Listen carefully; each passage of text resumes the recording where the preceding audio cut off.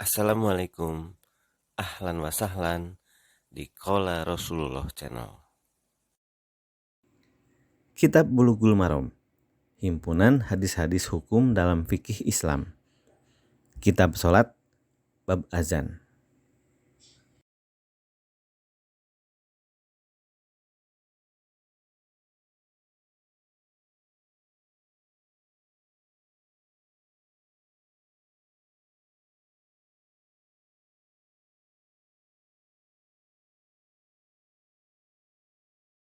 Dari Abdullah bin Zaid bin Abdul Rabbih radhiyallahu anhu, beliau berkata, "Saya dikelilingi oleh seorang laki-laki ketika saya sedang tidur.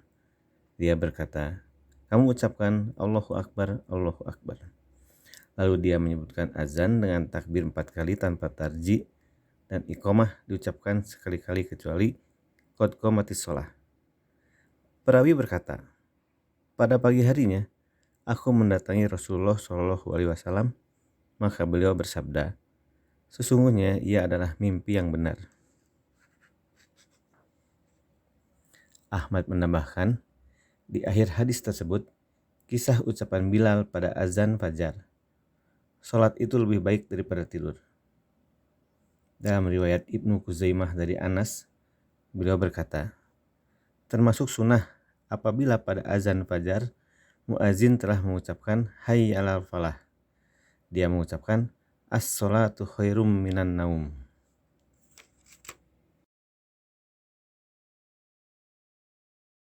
Dari Abu Mahzurah radhiyallahu anhu bahwa Nabi Shallallahu alaihi wasallam mengajarkan azan kepadanya.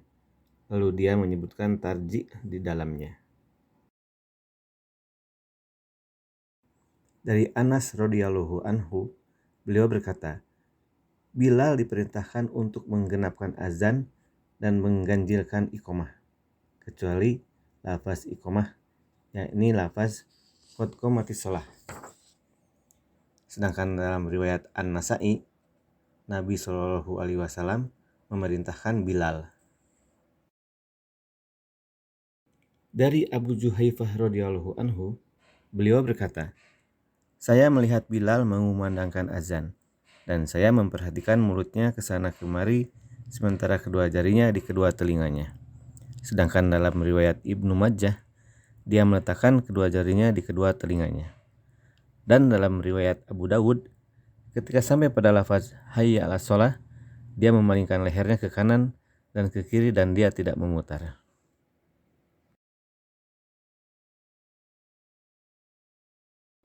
Dari Abu Mahzurah radhiyallahu anhu bahwa Nabi Shallallahu alaihi wasallam dibuat kagum oleh suara Abu Mahzurah, maka beliau mengajarkan azan kepadanya.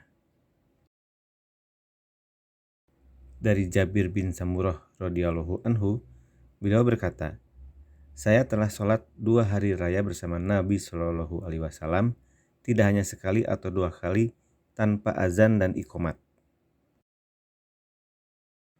Dari Abu Qatadah, dalam hadis yang panjang tentang tertidurnya mereka sehingga kesiangan melaksanakan sholat. Kemudian Bilal azan, lalu Rasulullah SAW sholat sebagaimana yang beliau lakukan setiap hari.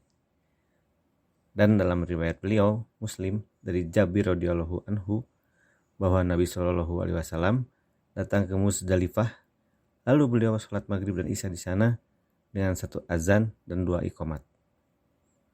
Dan dalam riwayat beliau dari Ibnu Umar radhiyallahu anhu, Nabi SAW menjamak antara maghrib dan isya dengan 1 iqamat. Abu Dawud menambahkan untuk tiap sholat.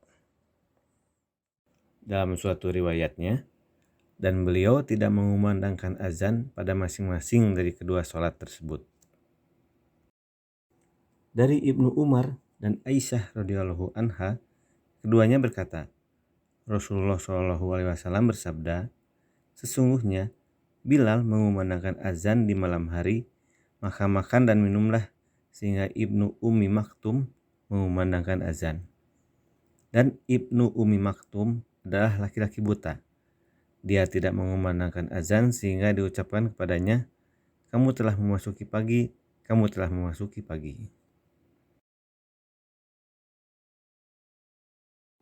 dari Ibnu Umar radhiyallahu anhu bahwa Bilal mengumandangkan azan sebelum fajar. Lalu Nabi Shallallahu alaihi wasallam memerintahkannya agar kembali. Lalu dia menyerukan, "Ketahuilah, sesungguhnya hamba itu benar-benar telah tidur." Dari Abu Sa'id Al-Khudri radhiyallahu anhu, beliau berkata, Rasulullah Shallallahu alaihi wasallam bersabda, "Apabila kalian mendengar panggilan azan, maka ucapkanlah seperti yang diucapkan muazin." Al-Bukhari mempunyai riwayat senada dari Muawiyah, dan Muslim mempunyai riwayat dari Umar tentang keutamaan mengucapkan apa yang diucapkan oleh muazin kalimat demi kalimat, kecuali hayya 'alatain. Maka hendaknya dia mengucapkan la haula wala quwata illa billah. Tidak ada daya dan kekuatan kecuali dengan pertolongan Allah. Dari Utsman bin Abu al-As radhiyallahu anhu bahwa beliau berkata, "Wahai Rasulullah, angkatlah diriku sebagai imam bagi kaumku." Beliau Shallallahu alaihi wasallam menjawab, "Kamu adalah imam mereka. Jadikanlah orang yang paling lemah di antara mereka sebagai patokan, dan angkatlah muazin yang tidak meminta bayaran atas azannya." Dari Malik bin Al-Huwairits radhiyallahu anhu, beliau berkata, Nabi Shallallahu alaihi wasallam bersabda kepada kami, "Apabila waktu sholat telah tiba, maka hendaklah salah seorang dari kalian mengumandangkan azan untuk kalian." Dari Jabir radhiyallahu anhu bahwa Rasulullah Shallallahu alaihi wasallam berkata kepada Bilal, "Apabila kamu mengumandangkan azan, maka ucapkanlah dengan perlahan. Dan apabila kamu mengumandangkan iqamat, maka ucapkanlah dengan agak cepat. Serta jadikanlah jarak waktu antara azanmu dan iqamatmu seukuran waktu orang yang makan untuk menyelesaikan makannya."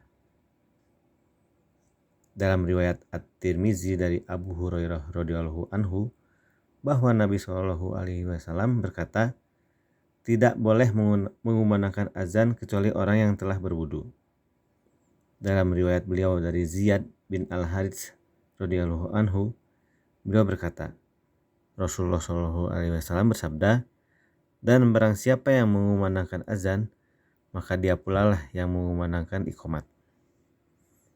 Dan dalam riwayat Abu Dawud dari hadis Abdullah bin Zaid bahwa beliau berkata, "Saya memimpikannya, yakni azan, dan saya menginginkannya."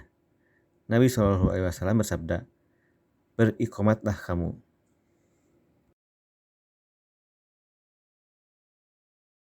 Dari Abu Hurairah radhiyallahu anhu, beliau berkata, Rasulullah Shallallahu alaihi wasallam bersabda, "Muazin lebih berhak mengumandangkan azan, dan imam lebih berhak memerintahkan iqamat."